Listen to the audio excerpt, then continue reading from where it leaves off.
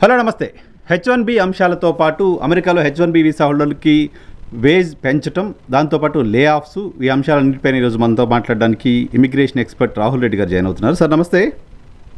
నమస్కారం అండి. సార్ ఏంటి లాటరీ పూర్తయిందా? H1Bకి సంబంధించిన ప్రాసెస్ ఇది $100 వచ్చిన తర్వాత ఫస్ట్ ప్రాసెస్ కదా ఇది. ఏం జరుగుతుంది ఇప్పుడు? లాటరీ పూర్తయిందా? ఎంతమందిని సెలెక్ట్ చేశారు ఏంటి? ఇప్పుడు లాటరీ అన్నది March 19th ఖతం అయిపోయిందండి అప్లికేషన్ ఫైల్. కానీ ఈ లాస్ట్ వీక్ ఏం చేసినంటే మనకు రిజల్ట్స్ డిక్లేర్ చేసిండ్రు. ఎవరెవరైతే సెలెక్ట్ అయినా వాళ్ళందరికి వచ్చింది. ఇప్పుడు ఈసారి కొత్తగా మనకు కొన్ని రూల్స్ వచ్చినాయండి. ఒకటి ఏంటంటే మనకు ఫైలింగ్ ఫీజు ఒకటి పెట్టిండ్రు $230. ఇంకోటి ఏంటంటే ఎవరైతే బయటి దేశం నుంచి లోపలికి తీసుకురాదలుచుకున్నారో వాళ్ళకు $100,000 ఫీజు అనేది కొత్తగా వచ్చింది, ఇదివరకు లేకుండే. ఇంకోటి ఏంటంటే ఇదివరకు అందరు కూడా ఒకటే లెవెల్లో చూసేది. ఇప్పుడు ఏంటంటే లెవెల్ వాళ్ళంటే లీస్ట్ శాలరీ వాళ్ళకు ఒకటేసారి ఛాన్స్ ఇస్తారు. అదే లెవెల్ 4 అంటే వాళ్ళకు హై శాలరీ, దాదాపు డబుల్ ఉంటుంది శాలరీ, వాళ్ళకు 4 టోకన్లు వస్తాయి అన్నట్టు. లెవెల్ 1 అంటే లీజ్ శాలరీ వాళ్ళకి 1 టోకను, హై శాలరీ వాళ్ళకి 4 టోకన్. ఈ రెండు కూడా కొత్త సిస్టమ్ తోటి లాటరీ చేసి మనకు అయిపోయింది. అయితే ఇప్పుడు April 1st కల్లా లాటరీ కంప్లీట్ అయిపోయింది అని చెప్పి వాళ్ళు డిక్లేర్ చేసేసిండ్రు. ఇప్పుడు మనకు June 30th లో సెలెక్ట్ అయిన వాటికి June 30th లోపల H1B ఫైల్ చేసుకోవాలి వాళ్ళు. ఓకే, అంటే డాక్యుమెంట్స్ సబ్మిట్ చేయాలి. ఆ డాక్యుమెంట్స్ ఇదివరకు అంటే ఉట్టి ఇప్పుడు మీ YNR గారి పేరు, ఈ basic information, date of birth, passport information, level of salary, employer information, basic information. ఇప్పుడు నెక్స్ట్ ఏంటంటే లేబర్ కండిషన్ అప్లికేషన్, తర్వాత మీ ఎడ్యుకేషన్ డాక్యుమెంట్స్, తర్వాత జాబ్ రిక్వైర్మెంట్, ఆ పొజిషన్ కు డిగ్రీ అనేది రిక్వైర్మెంట్, అవన్నీ కూడా, తర్వాత ఫీజు కూడా. ఇప్పుడు ఇదివరకు ఏమో 230 అనేది టోకెన్ మనీ, ఇప్పుడు అసలు ఫీజు అన్నది ఇప్పుడు మేము ఫైల్ చేయాలన్నట్టు. ఏది June 30th లోపల. సో ఎంతమంది సెలెక్ట్ అయ్యారని ఏమన్నా నంబర్ తెలుస్తుంది సార్ మనకి? ఇప్పుడు మనకు వాళ్ళు అనౌన్స్ చెయ్యరు ఇప్పుడు, కానీ ముందు అనౌన్స్ చేస్తారండి. వాళ్ళు టోటల్ గా 20,000 ఏమో మాస్టర్స్ కోటా, ఓకే, 65,000 ఏమో బ్యాచులర్స్ కోటాలు ఉంటదండి. అంటే మాస్టర్స్ కూడా బ్యాచులర్స్ సెలెక్ట్ చేసుకోవచ్చు వాళ్ళు. ఇవి కాకుండా వాళ్ళు నార్మల్ గా ఒక 15,000-20,000 ఎక్స్ట్రా సెలెక్ట్ చేస్తారు. ఓకే, ఎందుకంటే ఈ మధ్యలో జాబ్ పోయే వాళ్ళు ఉంటారు, కొందరు H1B డినై అయింది, కాన్స్టేట్ లో డినై అయింది, ఇవన్నీ కూడా వాళ్ళు ఫ్యాక్టరీ చేసుకుని ఒక 15,000-20,000 ఎక్స్ట్రా సెలెక్ట్ చేస్తారు నార్మల్ గా. ఓకే, సో ఇప్పుడు ఓవరాల్ గా ఒక 100,000 అయితే సెలెక్ట్ అనేది నేను అనుకుంటున్నాను. ఇప్పుడు మోర్ దెన్ 1 lakh సెలెక్ట్ అయింది. సో అందులో మన ఇండియన్సే దాదాపుగా 60% ఉంటారండి. మళ్ళా మన తెలుగు వాళ్ళే అందులో మళ్ళా దాదాపుగా అంటే 1,00,000 సెలెక్ట్ అయితే దాదాపు 30-40 వేలు మన తెలుగు రాష్ట్రాల నుంచి ఉంటారు. Oh my god. Okay okay, వీళ్ళు ఇప్పుడు జూన్ 30th లోపు మిగతా డాక్యుమెంట్స్ అన్ని సబ్మిట్ చేయాలి. 1,00,000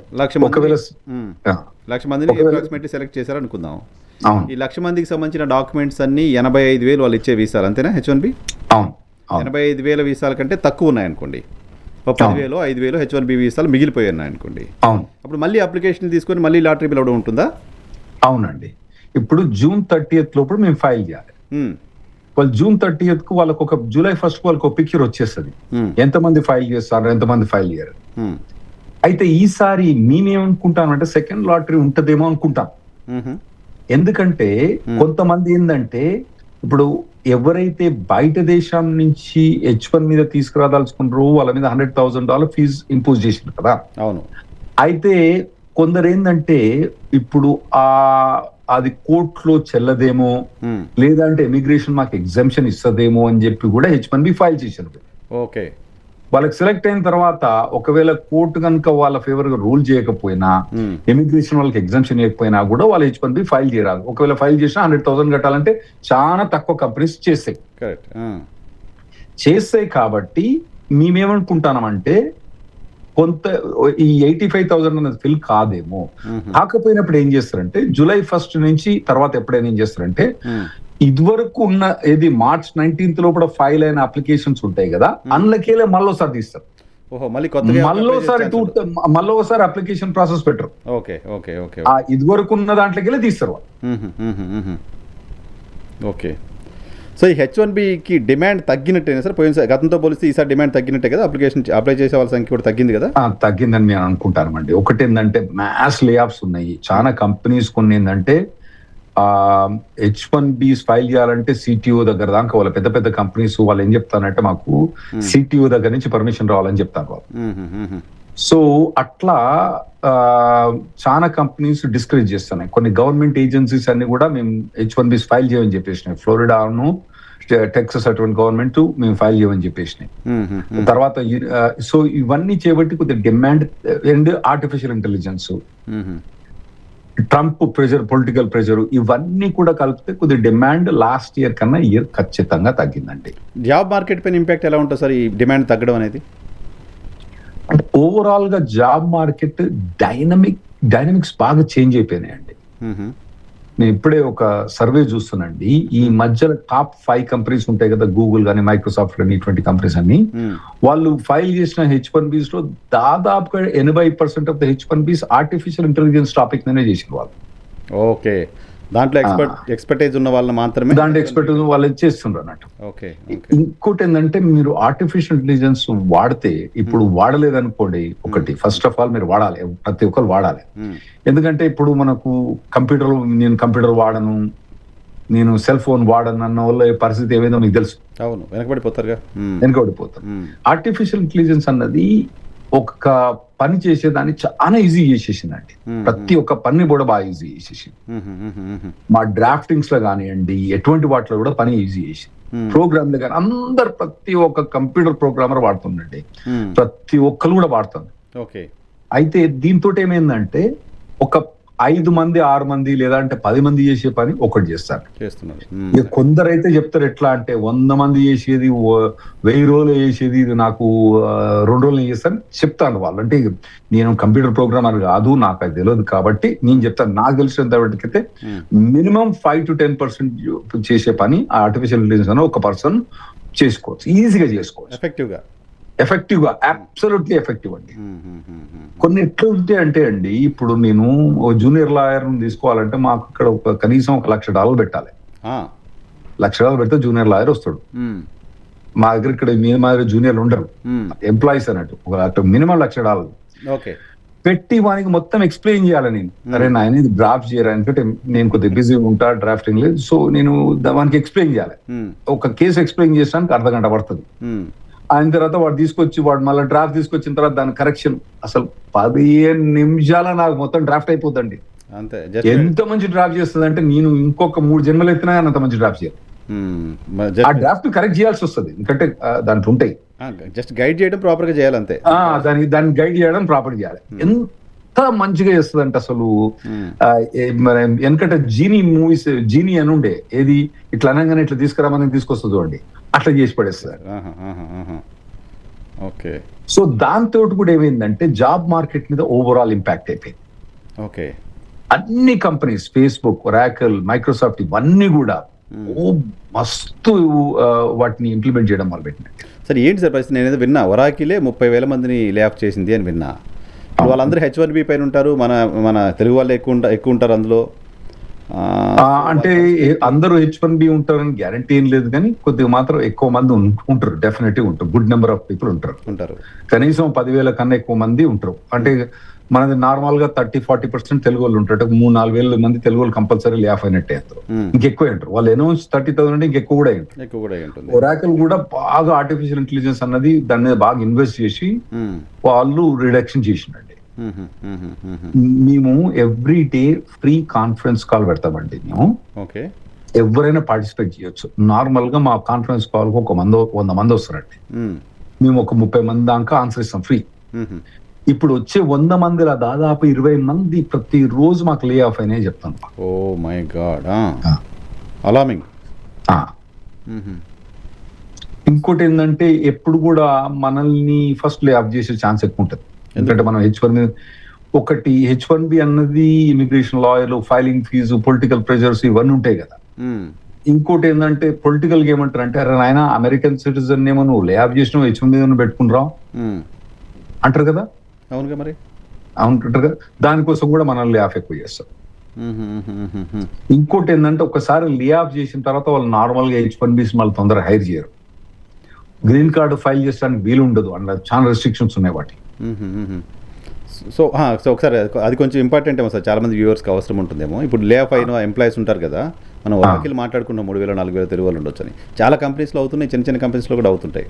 వాళ్ళందరికీ అక్కడ ఉండడానికి సంబంధించిన అవకాశం ఏంటి, వాళ్ళ ముందు ఉన్న అవకాశాలు ఏంటి, వాళ్ళ ముందు ఉన్న ఛాలెంజెస్ ఏంటి? గుడ్ క్వశ్చన్ అండి. ఇది ఒక పెద్ద ట్రాప్ అయిపోయిందండి. ఇంతకు ముందు మన టీవీలో కూడా వేరే దగ్గర కూడా ఏం చెప్పినామంటే B2 ఫైల్ చేసుకుని 6 months ఉండొచ్చు అని చెప్పినాం మనం. అందరు లాయర్ కూడా చెప్పిండ్రు. USCIS ఇమిగ్రేషన్ ఏం చేసిందంటే వెబ్సైట్ లో ఏం చెప్పిందంటే, అరే నాయనా నువ్వు జాబు పోతే నువ్వు ఇండియా పోనక్కర్లేదురా నాయనా, నువ్వు పని చెయ్యి, ఇక్కడనే ఉండి B2 అప్లై చేసుకో. నువ్వు B2 పెండింగ్ ఉన్నా కూడా, B2 అప్రూవ్ అయినా కూడా నీకు మధ్యలో జాబ్ వస్తే H1B ప్రీమియం ప్రాసెసింగ్ చేస్తే B2 H1 అప్రూవ్ చేస్తామని చెప్పింది. ఓకే.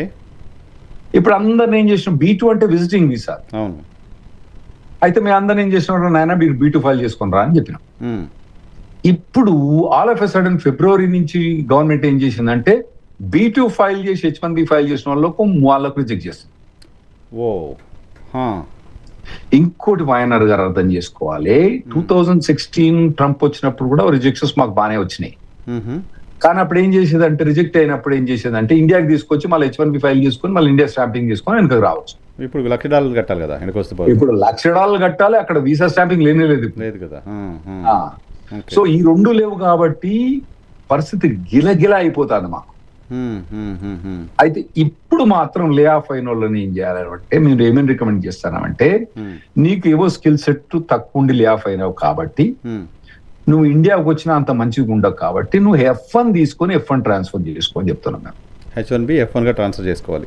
F1 ట్రాన్స్ఫర్ అక్కడనే ఉండి చేసుకోవచ్చు. B2 అంటే విజిటింగ్ వీసా కన్నా F1 ట్రాన్స్ఫర్ చేసుకుంటే నీకు ఆపర్చునిటీ అప్రూవ్ అవ్వడానికి చాలా మంచిగా ఉంటుంది. ఓకే. సో అక్కడ మళ్ళీ స్కిల్స్ పెంచుకొని మళ్ళీ ఉద్యోగాలు ఎత్తుకొని ఆ ప్రాసెస్ మళ్ళీ మొదలు పెట్టుకోవాలి అతను. ఇంకా అంటే వైఎన్ఆర్ గారు F1 మీద పోయేటప్పుడు అతని ఇంటెన్షన్ అన్నది మళ్ళీ ఇండియాకి రావడం అన్నది ఇంటెన్షన్ ఉండాలి. ఓకే, ఉండాలి. మీరు అర్థం చేసుకుంటాను.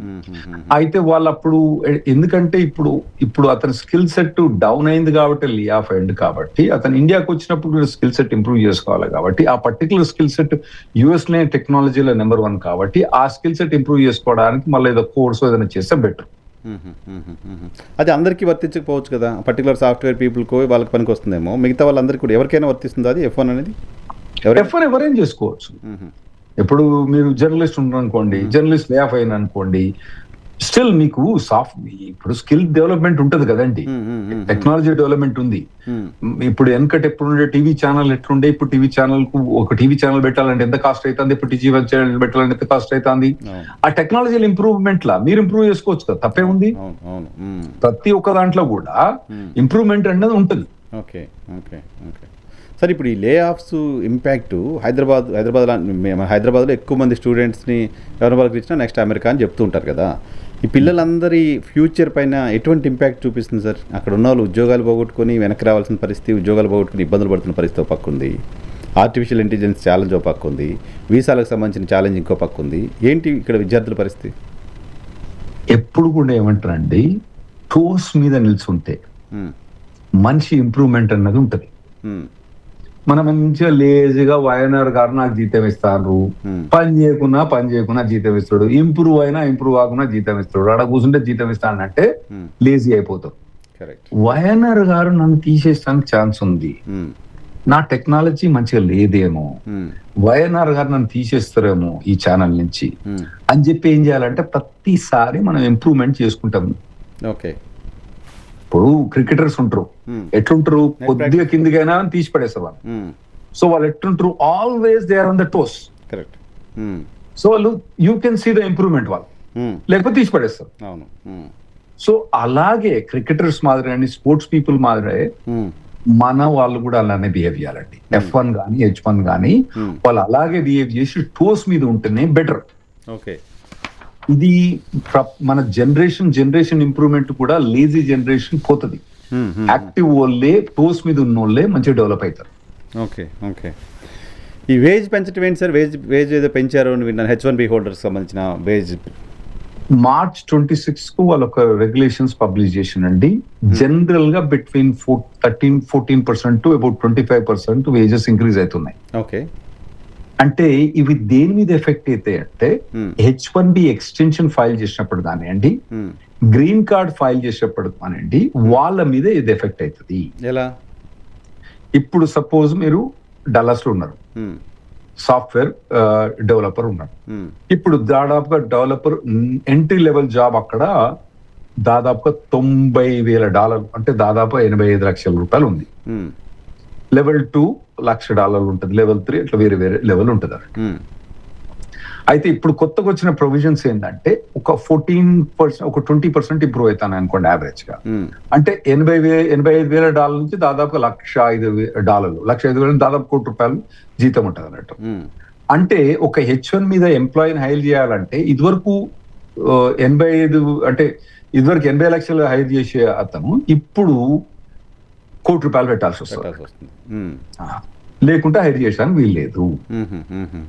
దీనివల్ల ఏంటంటే ఎవరైతే లో స్కిల్ ఇన్ఫీరియర్ స్కిల్ ఉన్న వాళ్ళు మాత్రం సర్వైవ్ అవ్వడం కష్టమైంది, వాళ్ళకి జాబ్ రావడం కష్టమైంది. హైయర్ స్కిల్ ఉన్న వాళ్ళకి మంచిగా ఉంటుంది. Okay okay. సో అది కూడా ఇంపాక్ట్ ఉంటుంది. ఇప్పుడు అమెరికా అది కూడా ఇంపాక్ట్ చాలా పెద్ద ఇంపాక్ట్ చూపిస్తుంది. అది కూడా చాలా పెద్ద ఇంపాక్ట్ ఉంటుంది.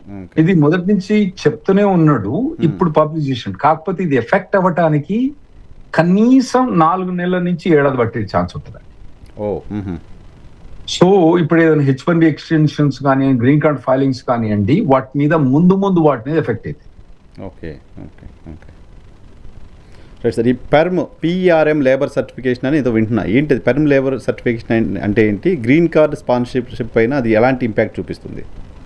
ఇప్పుడు గ్రీన్ కార్డ్ అంటే నార్మల్ గా 3 స్టెప్స్ ఉంటాయండి సార్. ఫస్ట్ స్టెప్ ఏంటంటే పామ్ అంటారు. పామ్ అంటే labour certification. PERM labour certification different, labour condition application different.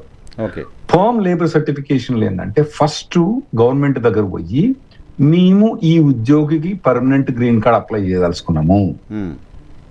YNR గారు సాఫ్ట్వేర్ డెవలపర్ గా డల్లస్ లో పనిచేస్తుండు, ఈ పర్టికులర్ జాబ్ కు మాకు 2 ఏళ్ళ ఎక్స్పీరియన్స్ కావాలి, దీని శాలరీ ఎంత అని మేము డిపార్ట్మెంట్ ఆఫ్ లేబర్ కి అప్లై చేస్తాం.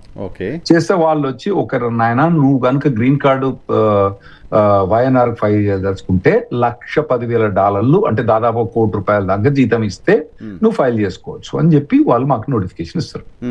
దాన్ని ఏం చేస్తామంటే మేము news paper, Dallas morning news paper లో అడ్వర్టైజ్మెంట్ చేసి, వెబ్సైట్ లో అడ్వర్టైజ్మెంట్ చేసి, టెక్సస్ వర్క్ కోసం అడ్వర్టైజ్మెంట్ చేసి, అరే మేము ఒక గ్రీన్ కార్డ్ ఫైల్ చేయదలుచుకున్నాం, ఎవరైనా అమెరికన్ ఎంప్లాయీస్ ఎలిజిబుల్ ఉన్న వాళ్ళు ఉంటే మాకు ఈ జాబ్ కి అప్లై చేయమని చెప్తాం. ఓకే. అయితే అప్పుడు ఏంటంటే అమెరికన్ ఎంప్లాయీస్ ఎవరైతే అప్లై చేస్తారో వాళ్ళ క్వాలిఫికేషన్స్ కనుక ఈ జాబ్ రిక్వైర్మెంట్ మీట్ అయితే వాళ్ళని ఇంటర్వ్యూ పిలిచి, అరే నాయన ఈ జాబ్ ఉంది నువ్వు తీసుకుంటావా అని అడుగుతాం. వాళ్ళు ఒకవేళ మా దగ్గర 20 జాబులు అనుకోండి, వాళ్ళు తీసుకుంటామంటే వాళ్ళకి జాబ్ ఇచ్చేసి కూడా మీకు గ్రీన్ కార్డ్ రావచ్చు. కానీ ఒకటే జాబ్ ఉందనుకోండి, వాడు ఇంటర్వ్యూ అయ్యి వాడు నేను తీసుకుంటా, నువ్వు జాబ్ చేస్తా అంటే మాత్రం కథం, గ్రీన్ కార్డ్ మీకు ఇవ్వరు. సో అందులో అడ్వర్టైజ్మెంట్ చేసి డల్లస్ మార్నింగ్ న్యూస్ అంటే ఇప్పుడు దాదాపుగా చెప్పాలంటే మన దగ్గర ఇప్పుడు major English news paper Deccan Chronicle కదా, అటువంటిది అనుకోండి. అక్కడ ఇంకా డల్లస్ మార్నింగ్ న్యూస్ ఇంకేముండదు అక్కడ, ఇది డల్లస్ లా. సో డల్లస్ మార్నింగ్ న్యూస్ లాగా కనుక మేము అడ్వర్టైజ్మెంట్ చేసిన తర్వాత website Texas work force commission advertisement చేసి వచ్చిన అప్లికేషన్స్ చూసుకొని ఎవరైనా ఎలిజిబిలిటీ ఉంటే మేము ఎలిజిబిలిటీ ఉంటే వాళ్ళకి జాబ్ ఇవ్వలేదు అనుకోండి, లేబర్ సర్టిఫికేషన్ క్యాన్సిల్ అయ్యింది. అది దాన్ని పర్మ్ లేబర్ అంటాం అన్నట్టు. అది ఫస్ట్ స్టేజ్ అన్నట్టు. అది ఫస్ట్ స్టేజ్ క్లియర్ అయిన తర్వాత I-140 అని ఒకటి ఉంటుంది ప్రాసెస్, అది పెద్ద ఈజీ ప్రాసెస్. ఆ తర్వాత ఫైనల్ గ్రీన్ కార్డ్ ప్రాసెస్ అని ఉంటుంది అన్నట్టు. ఈ పర్మ్ లేబర్ అన్నది ఇది పెద్ద గండం అన్నట్టు, ఇది హార్డ్ మాకు పాస్ కావడం. ఈ ప్రాసెస్ ఉంటుంది, దానికి ఒక 2 years ప్రాసెస్ ఉంటుంది. ఇవన్నీ fourth stage green card. First stage, second stage ఈజీగా ఉంటుంది, ఫస్ట్ స్టేజ్ టఫ్ ఉంటుంది, సెకండ్ స్టేజ్ ఈజీగా ఉంటుంది, థర్డ్ స్టేజ్ రావడానికి 15 ఏళ్ళు వెయిట్ చేయాల్సి వస్తుంది. ఓకే. అంటే ఇప్పుడు దీన్ని బట్టి చూస్తే ఇంకా అసలు విదేశీ ఉద్యోగులు తీసుకోవడం అనేది కంపెనీలు 4-5 సార్లు ఆలోచించి డెసిషన్ తీసుకుంటాయి. ఇది మొదటి నుంచి ఉంది, ఇది ఇప్పటి నుంచి కాదు, 30 ఏళ్ళ నుంచి ఉంది, కొత్తగా ఏం లేదు. ఈ పర్మ్ లేబర్ అనేది మొదటి నుంచి ఉంది. ఇవన్నీ కాకపోతే ఏంటంటే ఇక్కడ మన వాళ్ళు ఇక్కడ తెలుగు ఛానల్ వాళ్ళు ఇక్కడ తల్లిదండ్రుల వాళ్ళకి ఇవన్నీ అర్థం కావు, కానీ మొదటి నుంచి ఉంది. ఇవన్నీ కంపెనీ వాళ్ళు కానీ లాయర్ కానీ మేము పెర్ఫామ్ చేస్తాం. ఇది కొందరికి అక్కడ లోకల్ ఉన్న ఎంప్లాయీస్ వాళ్ళకి ఏం అర్థం కావు, ఆ ఫారం లేరు అంటారు. కానీ దాని లోపల ఉండే లుసుగులు ఏంటంటే న్యూస్ పేపర్ అడ్వర్టైజ్మెంట్ చేసి, వెబ్సైట్ లో అడ్వర్టైజ్మెంట్ చేసి, టెక్సస్ వర్కర్స్ కమిషన్ అడ్వర్టైజ్మెంట్ చేసి, అంటే లోకల్ అక్కడ తెలంగాణ లేబర్ డిపార్ట్మెంట్ అనుకోరా అని అక్కడ టెక్సస్ వర్కర్స్ కమిషన్ దాంట్లో అడ్వర్టైజ్మెంట్ చేసి అమెరికన్ వర్కర్స్ ఎవరైతే అప్లై చేస్తారో వాళ్ళందరి మీద కన్సిడర్ చేసి వాళ్ళు ఎలిజిబుల్ లేకుంటే లేదా ఎలిజిబిలిటీ ఉండి జాబ్ తీసుకోనంటేనే మనకు ఫామ్ లేబర్ అప్రూవ్ అయింది. అప్పుడే మన గ్రీన్ కార్డ్ ప్రాసెస్ అనేది మొదలైంది. ఓకే. సో ఇప్పుడు F1 OPT పై ఉన్న విద్యార్థులు H1Bకి మారాలని ఆశించినప్పుడు వాళ్ళకి సంబంధించిన ఆపర్చునిటీస్ కూడా తగ్గిపోతాయా? బేస్డ్ ఆన్ దట్ ఓవరాల్ గా ఇప్పుడు లే ఆఫ్స్ ఉన్నాయి, పొలిటికల్ ప్రెషర్ ఉన్నాయండి. నేను కొద్దిగా పెద్ద ఈ మధ్యలో ఒక సీనియర్ వైస్ ప్రెసిడెంట్ తోటి మాట్లాడినా, అతనితో మాట్లాడినా దాన్ని చెప్పు అంటే వేరే కంపెనీస్ వాళ్ళు చెప్పేది ఏంటంటే వాళ్ళు ఓవరాల్ గా H1B ఫైలింగ్స్ అనేది చాలా తగ్గించేస్తానండి పెద్ద పెద్ద కంపెనీస్. ఓకే. ఎందుకంటే పొలిటికల్ ప్రెషర్ బాగా పెరిగిపోయింది. ఇంకోటి ఏంటంటే లే ఆఫ్స్ కూడా ఉన్నాయి కాబట్టి వాళ్ళకి జస్టిఫికేషన్ కష్టమైంది. లే ఆఫ్ అయినప్పుడు ఉండి H1Bలు ఫైల్ చేయాలంటే కష్టమైంది. అదే గ్రీన్ కార్డ్ ఫైల్ అనేది కష్టమేం లేదు, ఫైల్ అయ్యి రాదు అన్నట్టు 6 నెలల దాకా. ఎందుకంటే మీరు అమెరికన్ లే ఆఫ్ చేసి నువ్వు ఇండియన్ ఎట్లా హైర్ చేస్తావు అన్నది ఉంటుంది అక్కడ. H1Bs ఏంటంటే ఆ స్కిల్ సెట్ కొద్దిగా డిఫరెంట్ ఉంటుంది కాబట్టి మీరు హైర్ చేయొచ్చు. సో అంటే బ్యాక్లాగ్ లో ఉన్న భారతీయులు గ్రీన్ కార్డ్ కోసం బ్యాక్లాగ్ లో ఉన్న వాళ్ళు వెయిట్ చేసిన వాళ్ళు ఇంకా ఆలస్యం అవుతుంది, అది ఇంకా పెరిగిపోతుంది. అది లేదు కదా, లేదు. అదొక్కటి బుడద మించి దాంతే పోయి మంచంలో పడ్డట్టు ఇప్పుడు 75 కంట్రీస్ కు ట్రంప్ బ్యాన్ చేసి పడేసాడు మొత్తానికి. మీకు H1 అప్రూవ్ చేయము, F1 అప్రూవ్ చేయము, B2 అప్రూవ్ చేయము, O1 అప్రూవ్ చేయము, Q1 అప్రూవ్ చేయము, గ్రీన్ కార్డ్ అప్రూవ్ చేయము, I-140 అప్రూవ్ చేయని చెప్పి ఒక స్టేట్మెంట్ ఇచ్చే ఎగ్జిక్యూటివ్ ఆర్డర్ ఇచ్చేసాడు. అవును. అయితే ఇప్పుడు మనకు గ్రీన్ కార్డులు అన్నది 140,000 గ్రీన్ కార్డులు కదండి. అందులో ఈ 75 నేషన్స్ తీసేసిన అనుకోండి, మన దేశం తీసేయలేదు కాబట్టి ఆ 75 కంట్రీస్ కూడా మనమే తినేస్తాం. ఓకే, అవి కూడా మనకు వస్తాయి, మనమే తినేస్తాం. ఎందుకంటే లైన్ లో వేరే ఎవరు లేడు, మనమే ఉన్నాం. లేడు కదా. అదొకటి. ఇంకోటి ఏంటంటే ఫ్యామిలీ ఇమిగ్రేషన్ లో కూడా ఆ 75 కంట్రీస్ ను బ్లాక్ చేసి పడేసాం. ఓకే. ఆ ఫ్యామిలీ ఇమిగ్రేషన్ కూడా 75 కంట్రీస్ బ్యాన్ చేస్తే అవి మనకు నెక్స్ట్ ఇయర్ వస్తాయి, ఈ ఇయర్ రావు. సో దాంతో ఏమైందంటే ఒక 2 నెలల నుంచి ప్రయారిటీ డేట్ అనేది 1.5 year మూవ్ అయిపోయింది. సో ఇది గ్రీన్ కార్డ్ అన్నది మనకు నార్మల్ గా ఏడాదికి 10,000 నుంచి 20,000 మన గ్రీన్ కార్డులు వస్తే, ఎందుకంటే దానికి ఒక 7% లిమిట్ ఉంది. అంటే ఇప్పుడు 140 మందిని మీరు ఇన్విటేషన్ పిలిచిండ్రు అక్కడ, ఏది మీ పార్టీకి, వైఎన్ఆర్ గారి పార్టీకి, బర్త్డే పార్టీకి 140 మంది కార్డులు పబ్లిష్ చేసిండ్రు. అందులో ఏంటంటే ఓన్లీ 7% ఇండియన్సే రావచ్చు, అంటే 10 మంది ఇండియన్సే రావచ్చు అందులో అప్రాక్సిమేట్లీ. 140 మందిలో 7% 10 మంది ఇండియన్స్ రావచ్చు. అయితే మిగతా ఎవరు రాలేదనుకోండి, ఇండియన్స్ అలౌ చేస్తారు అన్నట్టు. సో దానికి మనకి 10,000 మనకు ఖచ్చితంగా వస్తాయి, కానీ 10,000-20,000 దాకా వస్తాయి మనకు, దాదాపు 10,000 నుంచి. ఎవడు రాలేదనుకోండి మనల్ని అంత మళ్ళీ మనం ఇంకెవడు ఉంటాడు అక్కడ. అర్థమైంది. అయితే మనకి ఇప్పుడు 10,000 నుంచి 20,000 వచ్చే గ్రీన్ కార్డులు ఈ ఇయర్ మనకు 40,000 వచ్చే ఛాన్స్ ఉంది. ఇయర్ మాది September 30th అండి. నెక్స్ట్ ఇయర్ ఒక 80,000 లక్ష కూడా వచ్చే ఛాన్స్ ఉంటుంది. అడ్వాంటేజ్ అయితే బిగ్ అడ్వాంటేజ్, చాలా అడ్వాంటేజ్. 10 ఏళ్ల తర్వాత వస్తుంది అనుకుంటే దానికి ఇప్పుడే వచ్చేయచ్చు. 10 ఏళ్ల తర్వాత వచ్చేది అసలు రాదనుకున్న వాళ్ళు కూడా వచ్చేయచ్చు. ఓకే. దాంతోపాటు సరే అయిపోయిందా గ్రీన్ కార్డ్, ఈ H1Bకి సంబంధించి వేజ్ పెంచడానికి సంబంధించి ఇంకేమన్నా మీరు యాడ్ చేస్తారు సార్? అంటే నాకు పెద్దగా దానిపైన అవగాహన ఉండదు కాబట్టి నేను అడిగిన కాకుండా ఇంకేమన్నా మీరు. లేదండి, H1B మనం కవర్ చేసినాం, లేదు. ఓకే. ఇంకోటి నేను వింటోంది, ఇదేంటి, కొంతమంది యూట్యూబర్స్ ఇండియన్ ఎంప్లాయీస్ ఉన్న దగ్గరికి వెళ్ళి వాళ్ళకి సంబంధించిన H1B ఉందా, వాళ్ళు ఏ వీసా పైన ఉంటున్నారు ఏంటి చెక్ చేసి మరి వీడియోస్ చేయడం చూస్తున్నా. కొంచెం అలార్మింగ్గా అనిపించింది కొన్ని వీడియోస్. అంతకుముందు ఇప్పుడు మనం 2-3 months బ్యాక్ ఒకటి మాట్లాడుకున్నాం, అదేంటి, అది కన్సల్టింగ్ కంపెనీ దగ్గరికి వెళ్ళింది ఒక ఆవిడ. ఇది స్ట్రీట్ లో పనిచేస్తున్న ఒక హోటల్లో ఉన్న ఒక ఎంప్లాయీ దగ్గరికి వెళ్ళి ఒక యూట్యూబర్ చేసిన వీడియో చూసాను. అచ్చా, మీరు చెప్పేది ఏంటంటే ఒక రెస్టారెంట్ కూడా కాదు, మన ఇట్లా మన ఫుడ్ దాని ట్రక్ దాంట్లో ఉండి అతను చేసింది. అంటే అతను ఏమంటాడంటే, పబ్లిక్ ఇన్ఫర్మేషన్ నేను చెప్తున్నా మీకు, అతను ఏమంటాడంటే నేను H1 మీద ఉన్నా, ఆయన H1 మీద ఉన్నా అని ఏమంటది, ఆయన ఏమంటాడంటే నేను భార్యకి హెల్ప్ చేసానికి వచ్చినా అని ఆయన అంటాడు. ఈమె ఏమంటదంటే నువ్వు ఆర్డర్లు తీసుకుంటావని ఆయన అంటాడు. ఆయన ఏమంటాడంటే నేనేమో ప్రింటర్ చెక్ చేసానికి వచ్చినా, మా ఆవిడ ప్రింటర్ పని చేస్తుందని చెక్ చేసానికి వచ్చినా అని అంటాడు అన్నమాట. సో ఓవరాల్ గా ఈ విజిలాంటీస్ అన్నది ఎక్కువైపోయినాయండి అక్కడ. ఇదివరకు మన ఇండియన్స్ టార్గెట్ కాకుండే, ఇప్పుడు ఏమైతుందంటే పర్టికులర్ గా డల్లస్ లా బాగా ఇండియన్స్ టార్గెట్ అవుతుందండి అక్కడ. మీరు డల్లస్ బోండ్ అక్కడ నిజం చెప్పాలంటే, మీకు ఇక్కడ పోయి మీరు ఏదైనా ఇంటర్నేషనల్ స్కూల్లో పోతే తెలుగు మాట్లాడేటోళ్ళు తక్కువ మంది ఉంటారండి. మన పొరుగున కూడా తెలుగు మాట్లాడరు. అదే మీరు డల్లస్ పోండి, ఆడ తెలుగు ఆడందరూ తెలుగు మాట్లాడుతా అంటారు. ఓకే.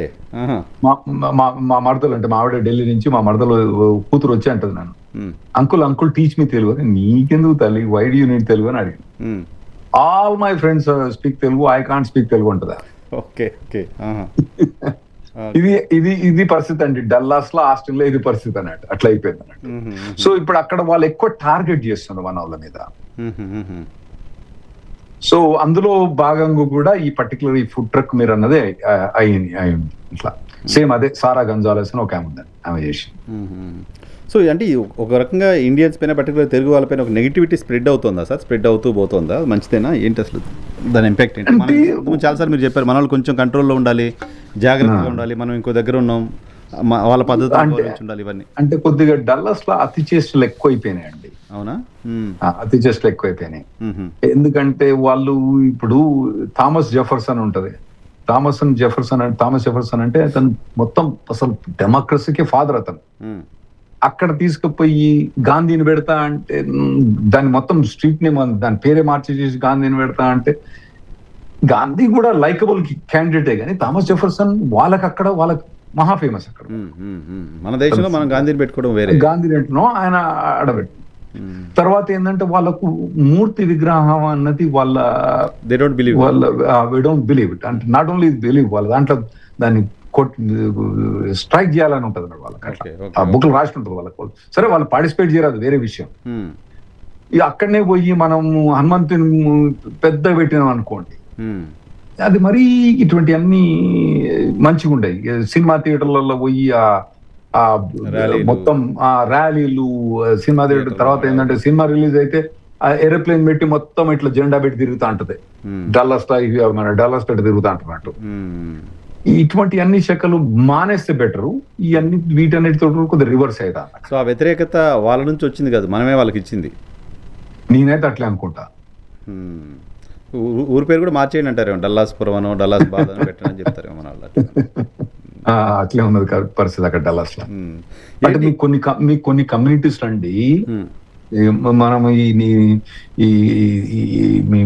మీ ఛానల్లో చెప్పినందుకు నాకు ఎన్నో హేట్ మెసేజెస్ వచ్చినాయి, కానీ 900 మంది ఉంటే అక్కడ 900 ఇండ్లు ఉంటే ఒక్కడు కూడా నాన్ ఇండియన్స్ ఉంటారండి, అందరూ ఓన్లీ ఇండియన్స్ ఉంటారు అక్కడ. ఇది డల్లస్ లో చెప్తాను నేను. ఇక ఆడ మొత్తం అనే క్యారెక్టర్ వేరేవాడెవడో ఉన్నా కూడా వాడిని చేసి తరని పడేస్తారు అక్కడ. అట్లా ఇది పరిస్థితి.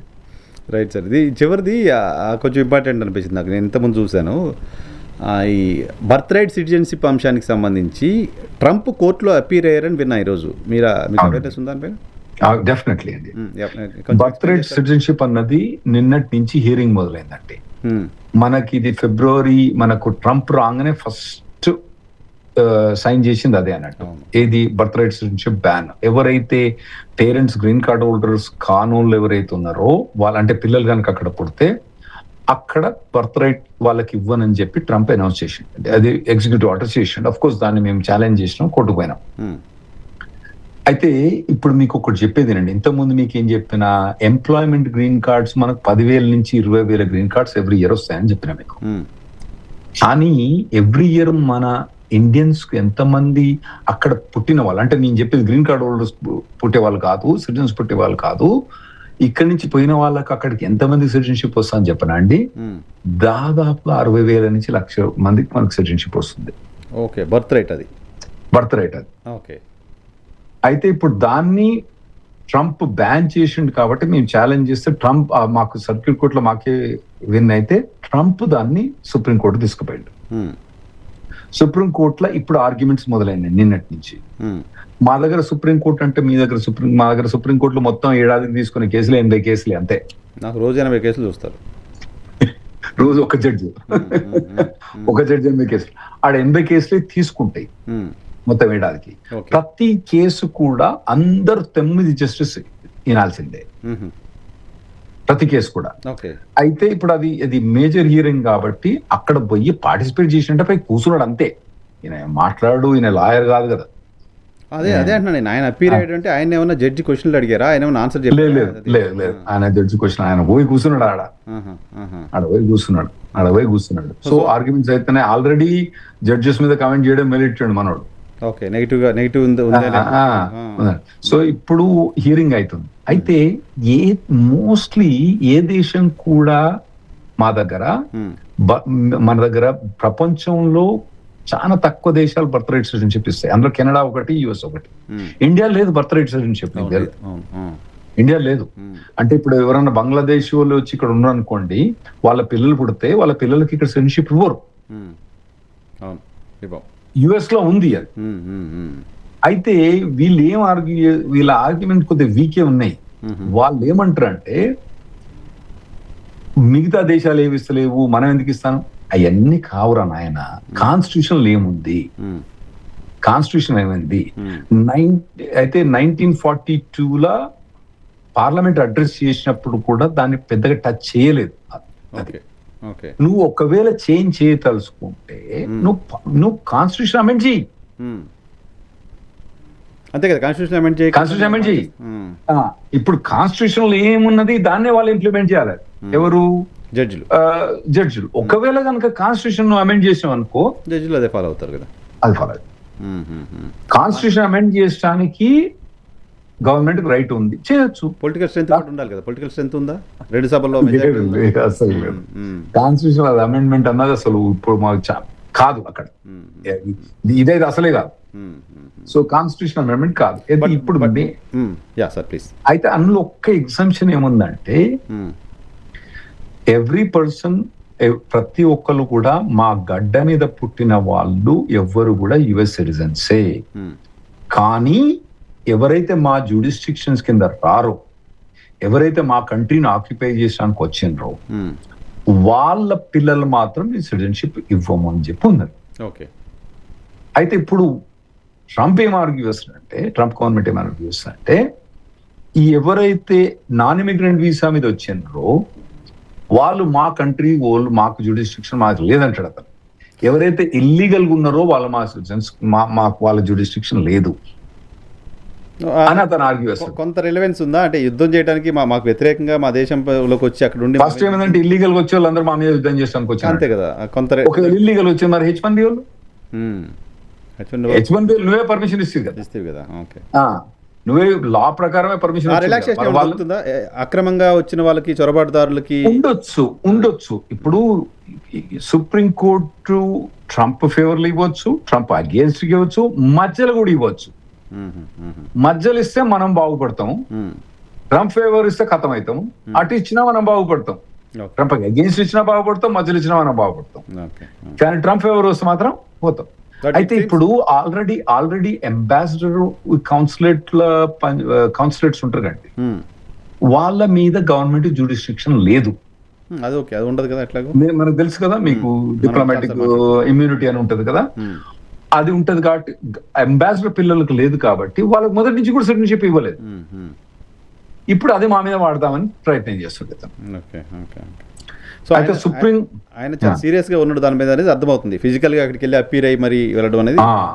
ఇంత మటుకు ప్రెసిడెంట్ ఆఫ్ అమెరికా సుప్రీం కోర్టుకు వచ్చి కూర్చున్న దాఖలాలు ఎక్కడ లేవు హిస్టరీలో. ఫస్ట్ టైం ఎవరైనా వచ్చి కూర్చోవచ్చు. అఫ్ కోర్స్ ఆయన ప్రెసిడెంట్ కాబట్టి సరే ఆయన విఐపీ ఏపీ అని ఉంటే ఆడ వచ్చి మనం పోతే ఆడ టికెట్ తీసుకుంటే మన టోకెన్ వస్తే పోతాం, లేకుంటే పోం. అంటే నేనేమో నేను లాయర్, నేను సుప్రీంకోర్టు, నేను US supreme court license lawyer. So నేను పోవచ్చు, కానీ వాళ్ళు బయట వాళ్ళు విజిటర్స్ కూడా సరే ఆయన ప్రెసిడెంట్ కాబట్టి ఆయన పర్మిషన్ ఉంటే పోవచ్చు అంతే. సార్ చివరిగా దీనికి రిలేటెడ్ కాదు, అయిపోయిందా దీనికి సంబంధించి మనం ఇంకేమైనా యాడ్ చేయాల్సిందా? లేదు. యుద్ధానికి రిలేటెడ్ ఒక ప్రశ్న అడుగుదాం అనుకున్నా. ఏంటి ట్రంప్ వైట్ హౌస్ లోపల ఏదో సేఫ్ హౌస్ లాగా ఆయన ఏదో కట్టుకుంటున్నాడు, లోపల అమెరికా సైన్యమే లోపలికి వచ్చి ఒక సేఫ్ హౌస్ ఆయన కోసం బిల్డ్ చేస్తోంది, బంకర్ లాంటిది ఏదో బిల్డ్ చేస్తుందని విన్నా, నిజమా? బాల్ రూమ్ అన్నాడు అతను. బాల్ రూమ్ అంటే ఇప్పుడు మనం పార్టీలు ఇచ్చడానికి పెద్ద రూమ్. అలా కాదు, బాల్ రూమ్ అని నేను ఇంకేదో చాలా విన్నాను సార్ దాని గురించి. లేదండి, బాల్ రూమే, నేనున్నది బాల్ రూమే. కాకపోతే ఏంటంటే కొద్దిగా సెక్యూర్, ఎప్పుడు కూడా ప్రెసిడెంట్ అనేది సెక్యూర్ ఉండాలి కదా. బాల్ రూమ్ కన్స్ట్రక్షన్ చేయడానికి ప్రత్యేకంగా సైన్యం ఎందుకు రావాలి అక్కడికి? నాకేం మరి ఏదో విన్నా, అంటే మాకు ఇక్కడ లోకల్ మీడియా రిపోర్ట్ చేసింది, ఇండియన్ మీడియా రిపోర్ట్ చేసింది. అతను కమెంట్ చేసింది అంటే బాల్ రూమ్ కన్స్ట్రక్ట్ చేసిండు అని ఉన్నది, కానీ అంతకు మించి ఏం లేదు. ఒకవేళ అటువంటి ఏమన్నా కన్స్ట్రక్షన్ చేసినా అతనికి అన్ని రైట్స్ ఉన్నాయి కన్స్ట్రక్ట్ చేయడానికి, బడ్జెట్ కూడా ఉంటది, అన్ని సీక్రెట్ గా చేస్తారు, ఓపెన్ గా చేయరు. అదే కదా బాల్ రూమ్ అన్నది అతను ఏమన్నా ప్రెసిడెంట్స్ ప్రైమ్ మినిస్టర్స్ వీళ్ళు వచ్చినప్పుడు కొద్దిగా మంచి పెద్ద పార్టీలు ఇవ్వాలి కదా. ఇప్పుడు మనకేం ప్రెసిడెన్షియల్ ప్యాలెస్ ఉంది ఇక్కడ మన ఇండియాలో, అక్కడ అంత లేదన్నట్టు. అక్కడ అంత పెద్ద అమెరికాకు ఇంత అగ్రరాజ్యమైన అన్ని డబ్బులు ఉన్నా కూడా పెద్దగా లేదు, నేను కన్స్ట్రక్షన్ చేస్తాను, దానికి కొద్దిగా ఏదో సెక్యూరిటీ మెజర్స్ ఉంటాయి కదా ప్రెసిడెంట్. ఎందుకంటే వేరే డిగ్నిటరీస్, ఇప్పుడు మోదీ గారు వచ్చింది వచ్చినప్పుడు కొద్ది డిగ్నిటరీస్ ఉంటాయి కదా, అటువంటి ఉండాలని చెప్పదు అని అదే డిస్కషన్ ఎక్కువ. ఇప్పుడు మన దగ్గర కూడా ఏంటంటే ప్రెసిడెన్షియల్ ప్యాలెస్ ఎక్కువ ఉంటుంది కదా మన దగ్గర. ఇక్కడ ఇండియాలో ప్రెసిడెంట్స్ ప్రైమ్ మినిస్టర్ కొద్దిగా తక్కువనే ఉంటాయి, ప్రెసిడెంటే ఎక్కువ హోస్ట్ చేస్తా అంటారు, అందులో ప్రైమ్ మినిస్టర్ కూడా పిలుస్తా అంటారు, అది వేరే విషయం. Right sir, thank you very much Rahul Reddy గారు మాకు సమయం కేటాయించినందుకు. ఇది H1B అంశాలకు సంబంధించి సెకండ్ లాటరీ ఉండొచ్చు అనేది రాహుల్ రెడ్డి గారికి సంబంధించిన ప్రిడిక్షన్గా ఉంది. Thank you very much.